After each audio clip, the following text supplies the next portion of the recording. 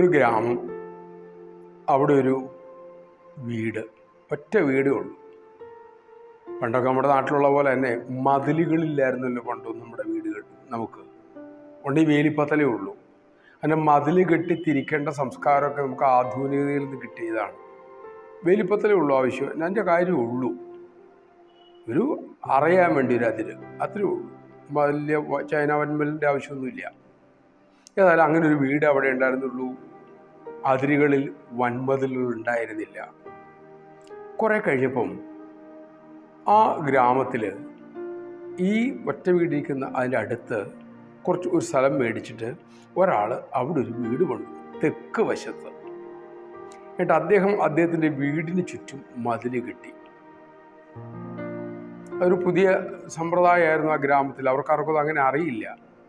കുറേ കാലം കഴിഞ്ഞു, ഒരു 5-6 മാസം കഴിഞ്ഞു, മറ്റൊരാൾ വന്നിട്ട് തെക്ക് ഭാഗത്ത് കുറച്ച് സ്ഥലം മേടിച്ചു, ഒരു വീട് കെട്ടി. അദ്ദേഹവും മതിൽ കെട്ടി. ഇപ്പോൾ വടക്ക് ഭാഗത്തും മതിലായി, തെക്ക് ഭാഗത്തും മതിലായി. കുറെ കഴിഞ്ഞ് മറ്റൊരാൾ വന്ന് ഈ ആദ്യമുണ്ടായിരുന്ന വീടിൻ്റെ പടിഞ്ഞാറ് ഭാഗത്ത് പുറകിൽ വന്ന് സ്ഥലം മേടിച്ചു, അവിടെ ഒരു വീട് വെച്ചു. അതിനും മതിൽ കെട്ടി. അങ്ങനെ പടിഞ്ഞാറും വീടും മതിലും വന്നു. ഇനി മതിലില്ലാത്ത ഭാഗം കിഴക്ക് ഭാഗം മാത്രമേ ഉള്ളൂ.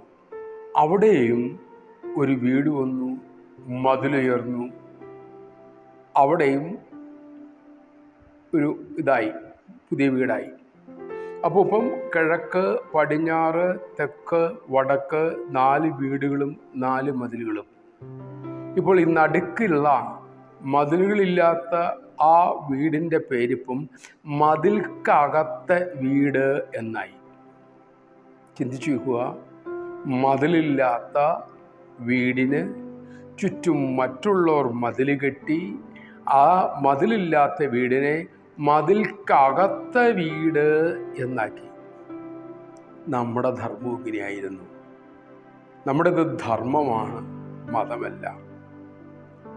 ഇതര മതങ്ങളുടെ വേലിക്കെട്ടുകൾ ആകാശത്തോളം ഉയർന്നപ്പോൾ വേലിക്കെട്ടുകളില്ലാത്ത ധർമ്മത്തിൻ്റെ മാത്രം അതിരുകളുള്ള നമ്മുടെ സനാതനധർമ്മം, സനാതന മതം എന്ന പേരിൽ വ്യവഹരിക്കാൻ തുടങ്ങി.